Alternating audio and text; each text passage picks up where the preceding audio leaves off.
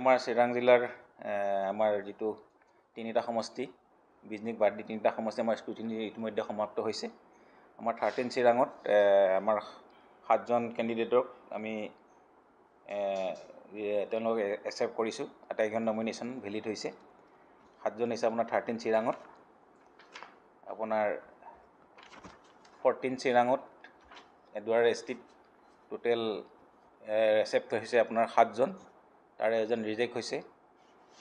তাৰপিছত আপোনাৰ 15 কাজল গাঁৱত 5জনে কৰিছিলে, 5জনে ভেলিড হৈছে, তেওঁলোক আটাইকেইজনক আমি একচেপ্ট কৰিছোঁ নমিনেশ্যন। আৰু চিৰাঙৰ দুৱাৰত এজন আমাৰ ৰিজেকশ্যন হৈছে।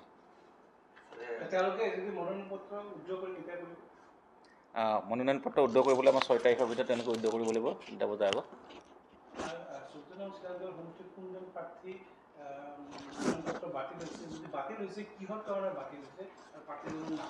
আমাৰ 14 চিৰাং দুৱাৰ ষ্টেট কনষ্টিটুৱেঞ্চিত আমাৰ 8জন আছিলে, 8জনৰ 7জন ভেলিড হৈছে। এজন আমাৰ ৰিজেকশ্যন হৈছে। ৰিজেকশ্যন হোৱাজন হ'ল চাংগ্ৰাং ব্ৰহ্ম। তেখেতে ইণ্ডিপেণ্ডেণ্ট কেণ্ডিডেট হিচাপে প্ৰতিদ্বন্দ্বিতা প্ৰাৰ্থী হিচাপে আগবঢ়াইছিল।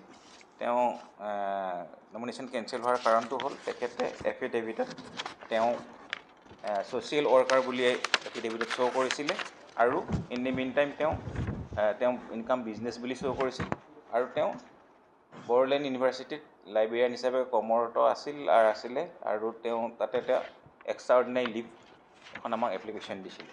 কিন্তু তেওঁ কোনো ধৰণৰ এই ডিপাৰ্টমেণ্টৰ পৰা ৰেজিগনেশ্যন লোৱা নাই।